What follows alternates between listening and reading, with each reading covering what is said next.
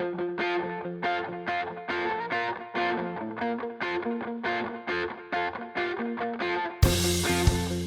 are listening to your new Puppies podcast, starting you and your dog off on the right paw. Here's your host, Debbie Salento.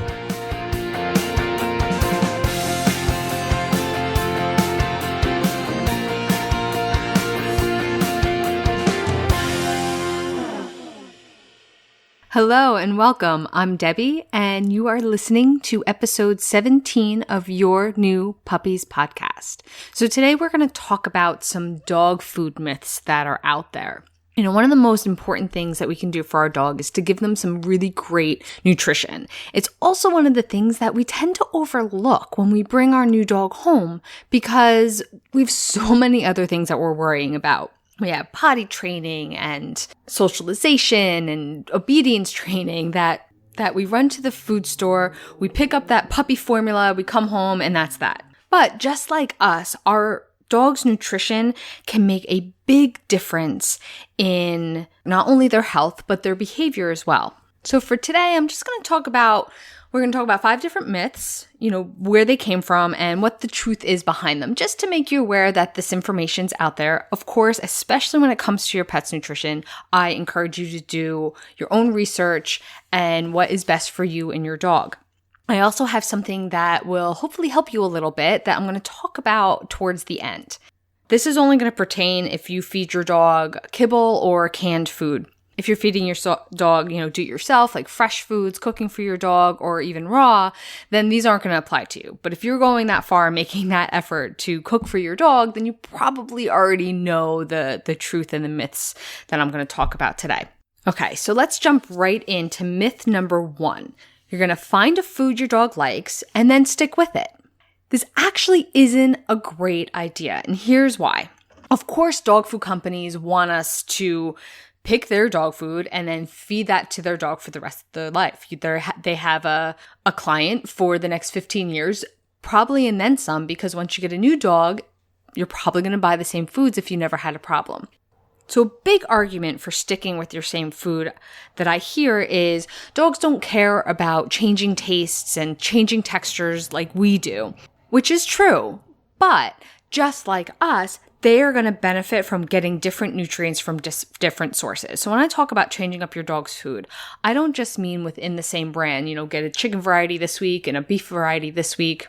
I'm talking about changing brands because within the same brand, besides, that main ingredient, that main protein, the rest of their formula tends to stay the same. So all those nutrients tends to stay the same. So save like the first 5 or 6 ingredients, the rest are going to be essentially the same type of formula. So all those little micronutrients that you're getting, the calcium, the zinc, that's going to be the same. And we want to switch that up a little bit.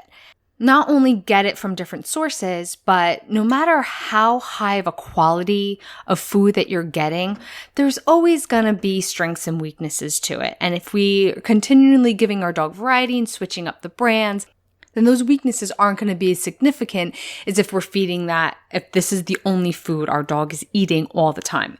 Now, a big resistance to this is if you have a dog with a sensitive stomach or allergies. So again, this is just to let you know that this information is out there.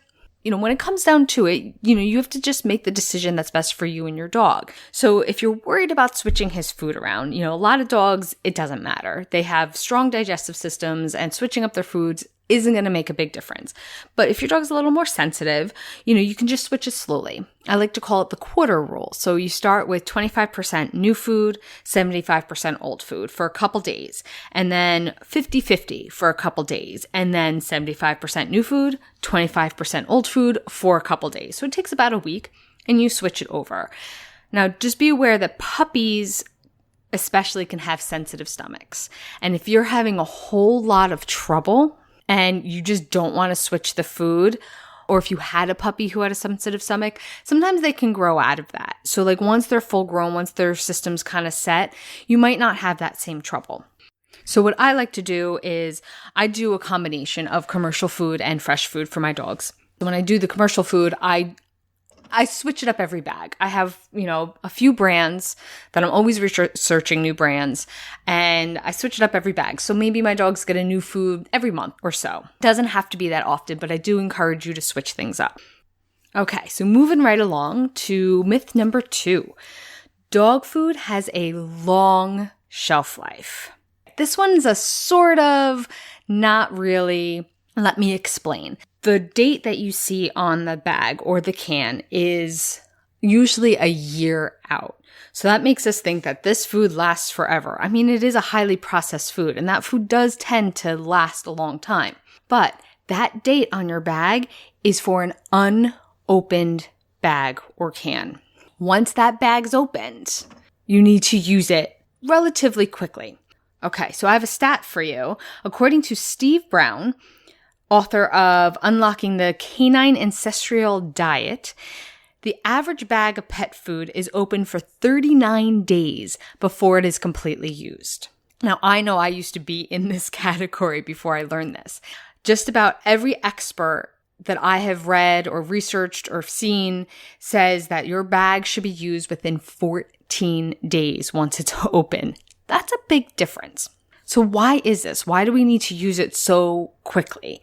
So once the bag is opened, the air and the moisture get in there. So besides, bugs being able to get in now, maybe mold can get in depending on, how moist the air is. A big thing that happens is the fats in the food start to break down. So without getting too technical, when air hits fats, they start to oxidize, and then the fats start to turn rancid. And eating rancid fats for us and our dogs is not good for us. It has been linked to numerous diseases from, liver problems to heart disease to even cancer. So we want to minimize this.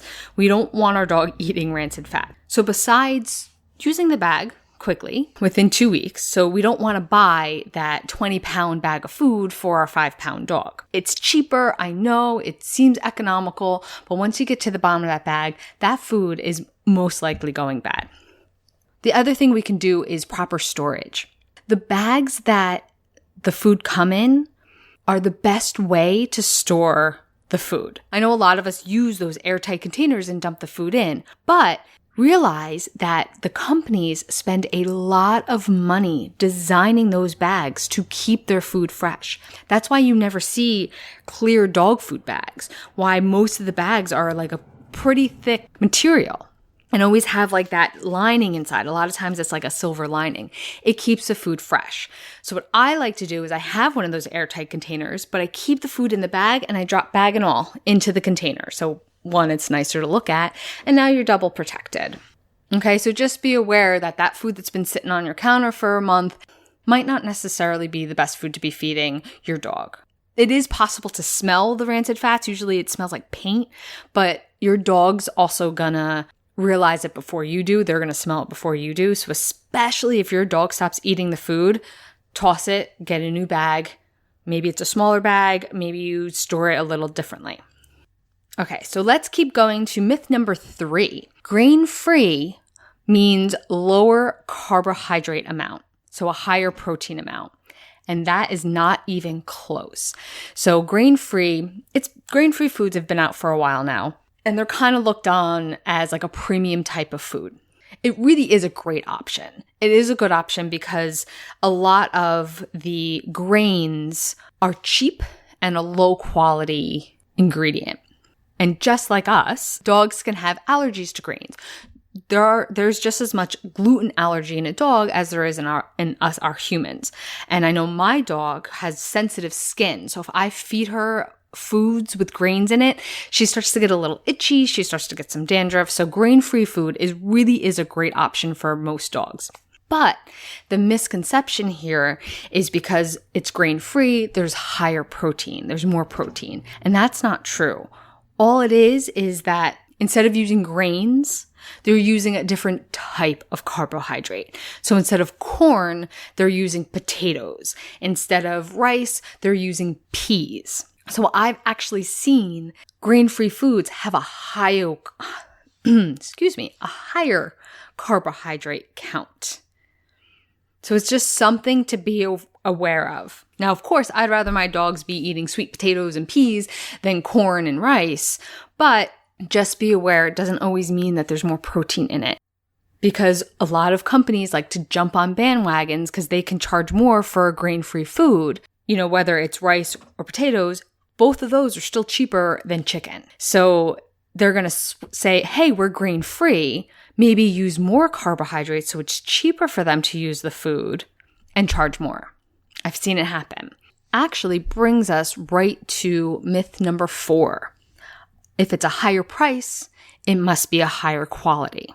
And I think we know, just being consumers, whether it's food or clothes or anything else, that this is not necessarily true. Marketers, companies know that just putting a higher price on something gives us a higher perceived value, whether the quality is there or not. So here's something to keep in mind. A higher quality food will always cost more. Because if they're going to start with high quality ingredients, if they're going to take the care and make sure that this is the best food your dog can eat, you know, as a commercial food, as a processed food, then it's going to cost more money. That's just the way it works. But just because they're charging more for the food doesn't mean it's high quality. So a higher quality food will always cost more, but a low quality food will not always cost less. There might be a lot of marketing behind it. I always become wary of dog food brands that advertise a lot and then don't charge very much. Like, there has to be some kind of give and take. Honestly, the brands that I seem to go with aren't really advertised that much because they spend so much money making sure that this is a high quality food that they don't really spend all that money on advertising. So it's just something to be aware of, to be that smart, educated consumer. Okay, last but not least, this is one we probably all have heard. Make sure the first ingredient is meat, which is true. That is true. And it used to work. But companies have caught on to this. And what they do is, just like our food, they are required to list the ingredients in size order, so in weight order. So for example, even if there's more corn in it than meat, they can manipulate those ingredients to have the meat come first. So what do I mean by that? They can split the corn into different ingredients. So maybe it's cornmeal and whole grain corn. And if they split those two up and list them separately in the ingredient list, maybe that's ingredient 2 or 3, or maybe 3 and 4. And then chicken gets bumped to the top. But if you combine those two ingredients, because they're both corn, then all of a sudden it's the first ingredient. Unfortunately, this has been happening a lot, and it's something to be aware of. So my advice is to look at least the first 5 ingredients. You should have a couple meat sources in there, and you should have a couple different and high quality carbohydrate ingredients in there. Okay, I just threw a lot of information at you. And you're probably like, Debbie, you just made something that was simple. I knew what I was doing and just completely confused me and made it hard. And I apologize. I do. I have something that might help you out. So I'm in the process of creating a little 5-day video series that's going to teach you how to read a dog food label, whether it's a bag or a can. And it even will apply to cat food as well. And I know it sounds ridiculous that it has to be like a 5-day course, but unfortunately with the way marketing is, because there's so many dog food companies out there competing with each other, to really become that smart, educated consumer, that's what we're going to need. So I don't have it ready yet. At the time of this recording, I don't have it ready yet. I do have it ready soon. So what I have for you is a little preview. It's going to be a little video with just a snippet of the information that you're going to get. It's something to get you started. And then if you request the link to get to that video, it's just a 15-minute video, I'll put you on a waiting list so you'll get notified as soon as my video series is ready.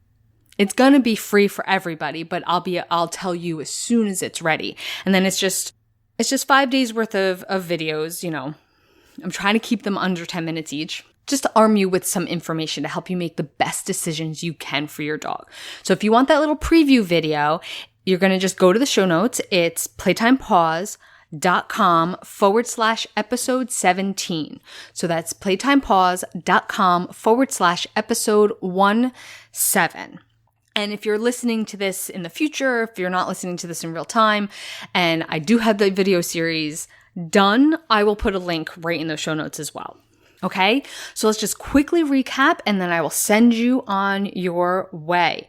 So we talked about 5 myths. The first one was the myth is find a food your dog likes and stick with it. The truth behind that is that you really should be switching up your dog's food so they're getting nutrients from different sources, not just within brand, but try to switch up the brands as well. Myth number 2, your dog food has a long shelf life. And now we know that date on there, even though it's a long time in the future, is only an unopened bag. Once the bag is open, we want to use it within 14 days and store it properly. Myth number 3, grain-free means low carbohydrates, which is not true. It can have the same or more carbohydrates. It's just the type of carbs that are changed within the food. Myth number 4, if it's a higher price, it must be a higher quality food. But now we know that a higher quality food will always cost more, but a lower quality food will not always cost less. And myth number 5, the first ingredient should be meat, which is true, but now we know we have to take a look at least the first 5 ingredients if we want to do a quick check. And make sure there's a couple meat sources in there and the carbohydrate sources are of high quality.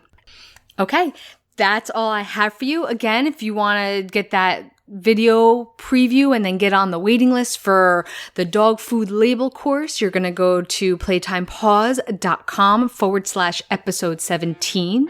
Otherwise, I will see you soon. Bye for now.